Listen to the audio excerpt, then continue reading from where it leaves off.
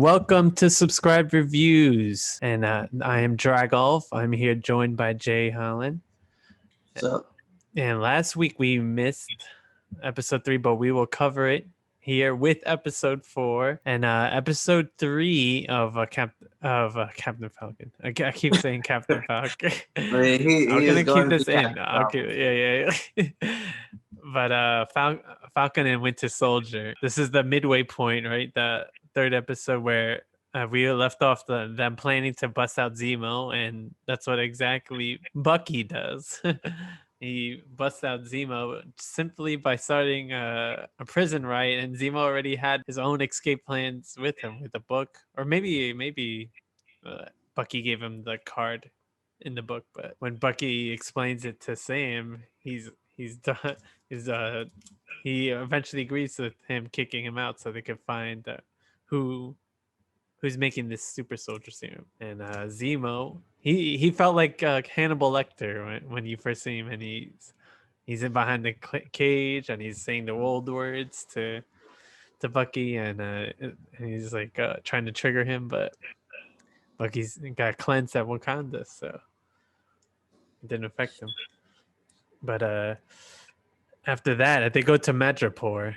It's a made-up place, unique to the Marvel universe, where all the scum and villainy is. It looks like cyberpunk, kind of.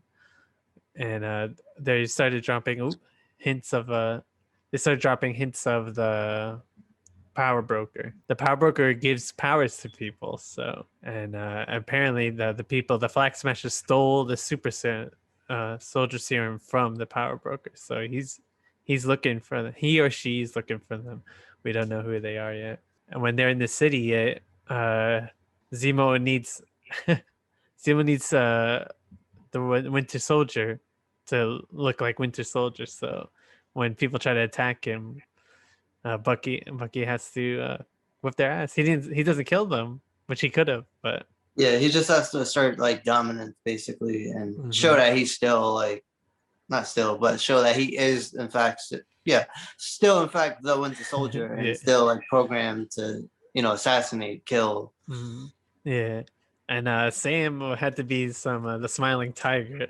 Very funny character that looks like him. And he gets put through some funny stuff with drinking snake guts, alcohol or something. Oh yeah, that was rough. Eventually they meet some girl to get information about the Dr. Neagle, the person who recreated the super soldier serum is. His sister calls him during the meeting, and he tries to play it off, get away with it, but then she calls him Sam at the end, and all hell breaks loose, and she tells her men to kill him, but she gets shot out of nowhere. I don't know who killed. I thought it was Sharon Carter, but I'm not sure. Yeah, it was Sharon Carter. Because I remember watching that scene, like, all right, if they're both in this situation, if all three of them are in this situation, who's gonna save them? There's no like other Avenger coming. Yeah. So when she comes back, it was like, oh, like there she is. Like people were just talking about, like, I wonder when she's gonna appear in the show, if she's gonna appear, and then here she is saving the day. And we see her earlier too, so she knows that they're here. And when she like ducks out with the hood, yeah. And then as they're running, she saves them again. And Sam was just talking about her earlier that episode, saying he felt bad for everything that went down, but it was pretty crazy. And then they eventually get to the doctor after learning the information. He's in this where is it? These bins on a boat, like yeah, it's like the containers. Yeah, the containers on a boat. He tells them about the serum, that it's more subtle, that they can. He won't get buff. You don't need machines. He won't. I was like, oh, but you want a super soldier to look like a super soldier. But I guess he wants his more subtle, so you can't tell. Which worked in Carly's favor. Carly's favor when they first saw her last episode. They thought she was a hostage, and she just kicked the shit out of her. Oh yeah. The containers also reminded me of Spider-Man Miles Morales. Yeah. And Spider-Man Miles Morales, there's like several side missions where like you have to fight the bad guys or whatever inside these secret containers, which like have like secret passages and other doorways to him. So it just reminded me of that. It's like seeing it in like real life Mm, or live action. And yeah. Carter was holding her own. Like she was out there like Mhm. fighting like mad heads, just Yeah. like taking them all Someone down. got impaled, Yeah. and she was hurt. Yeah, you see blood there. I was like, oh, we're seeing blood in the MCU, but yeah, and it's like grounded fighting, John Wickish. So Yeah, it definitely gave me like what's the Captain America movie? The sequel was uh Winter Soldier. the Winter Soldier. Yeah, so it gave me definitely that kind of vibe to it. Yeah, yeah. Then I think Carly blows up the GNC, or blows up the Oh, building. she blows up the building, Yeah, killing innocent like people. 2 years. I was like, damn, which is crazy because she's turning more violent, and we're seeing that fall for her. But she's trying. She thinks she's doing the right thing. She feels that bad that the government displaced her, but what can you do? And then as Zemo and Bucky find a place in Sam, find a place. Sam, freaking Bucky sees something on the floor, and it's the Dakota beans uh, from Wakanda, and he starts following it, and then he sees one of the second in command of the Dormalage waiting. She's like, "Oh, I was like, "Oh, I'm here for Zemo," and then we end the episode on that, and I'm like, Yeah, I was completely shocked. I was like hyped because I don't like, I should have seen it coming, but I didn't see it coming at the same time. So like, you yeah, just hear the Wakanda music in the mm-hmm. background. It's like, oh, okay, like this is her. Like this happening. And it's like you remember like Zemo did kill Black Panther's father, who was Mm-hmm. their king. So it's like he still has to pay for this. Like Yeah. they didn't go after him because he was already incarcerated, but now that he's out, he's got to be put back in or he's got to be killed. She was part of the royal guard, the Durmalage, basically, and they Yeah, let the king die. So it was like great shame on her. So she wants to get her, just these yeah, back. redemption. I like that episode. I think it was the 8 because we're starting to see things roll. Zemo was great. Sharon Carter was great. We have all the characters in play now. Yeah, I wouldn't mind even seeing Zemo get his own show. Like I already was like impressed with the banter between Bucky and Sam, but adding him in there with his like kind of subtle, snarky kind of humor, like it really just mashes well. Like, and people like we also didn't really mention the fact of how rich Oh Zemo was. yeah, Like he's the still a private baron. jet, Yeah. yeah, and the huge garage of cars. Mm-hmm. Oh yeah, that's true. True.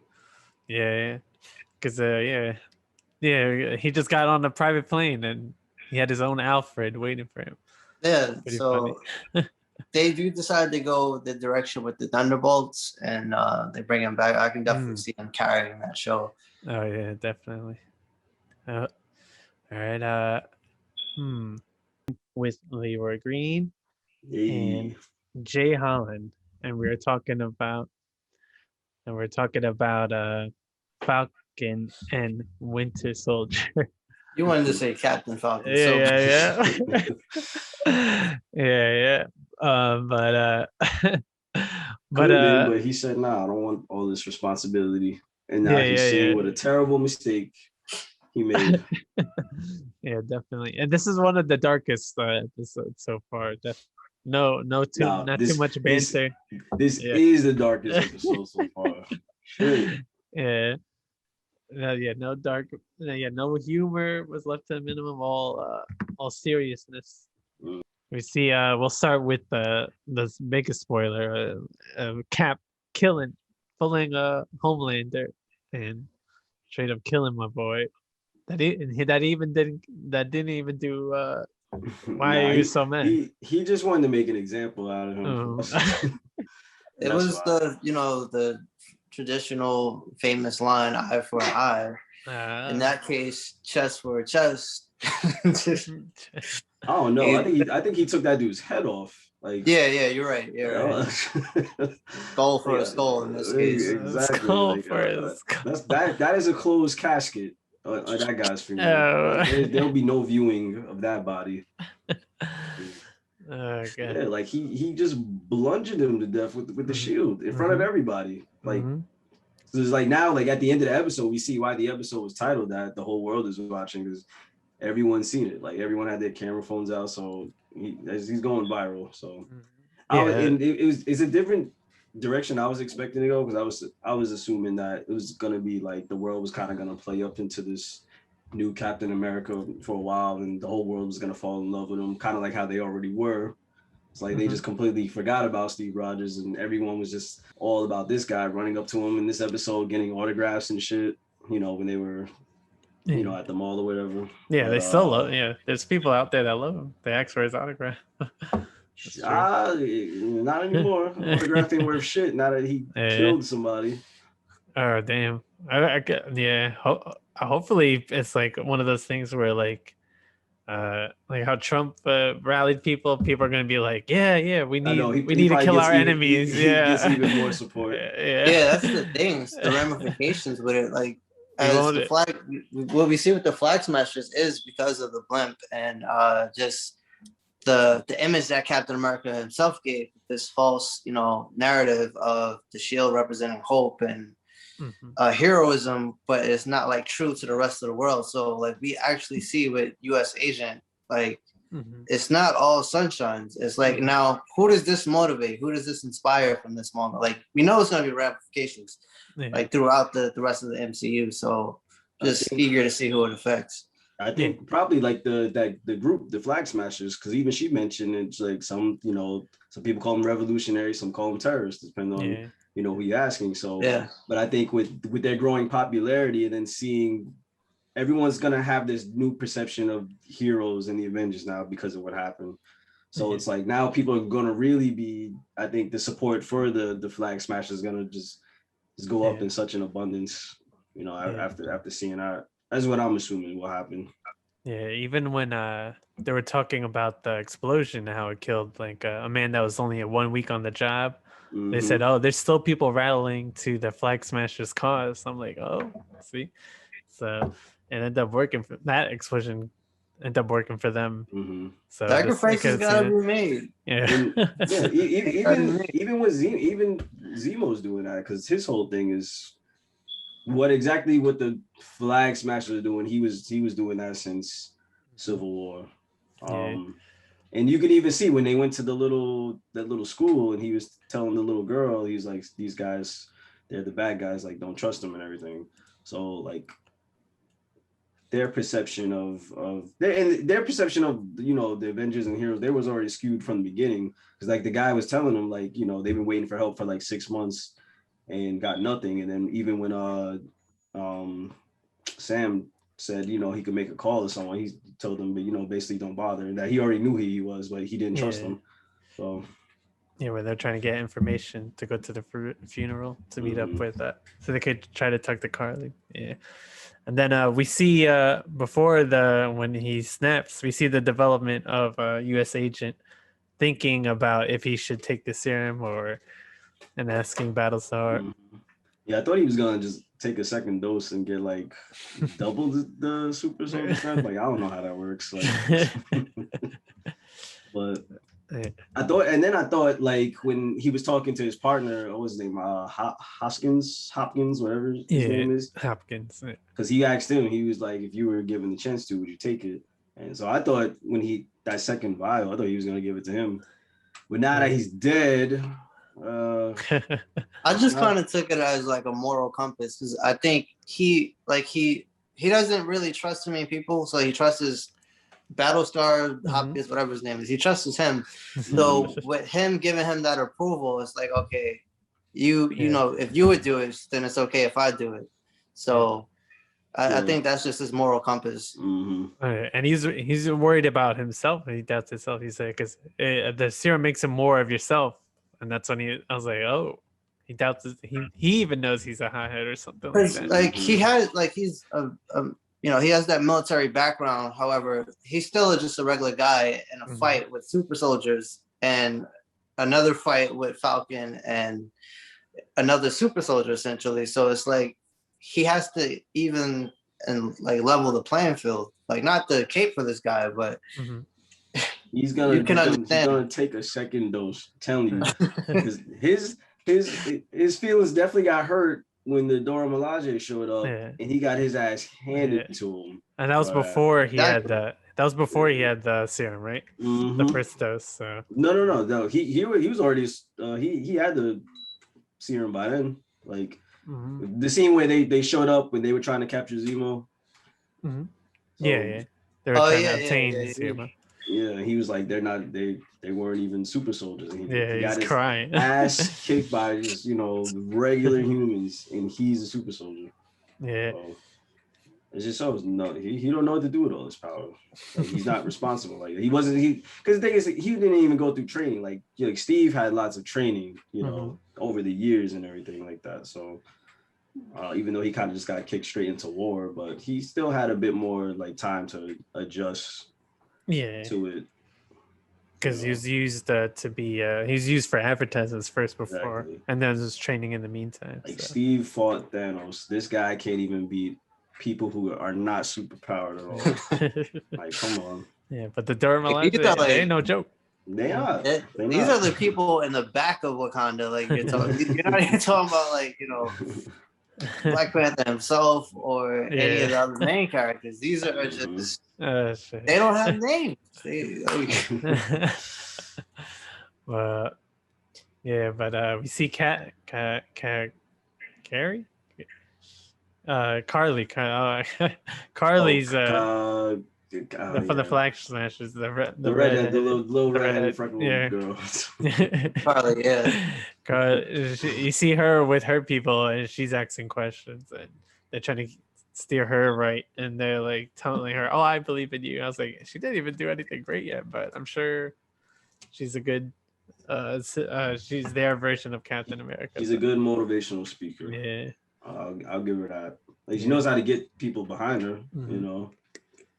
Yeah, and it's like weird. Like she's like the symbol of like of all these people's struggles and like their whole things. They hate symbolism and all that shit. Yeah, kind of sound like hypocrites to me. I think her intentions are like, I think they can identify with her intentions, whether that be like, whether the motives are necessarily good or evils. Like the point she's trying to get across, what she represents, I think they just identify with that.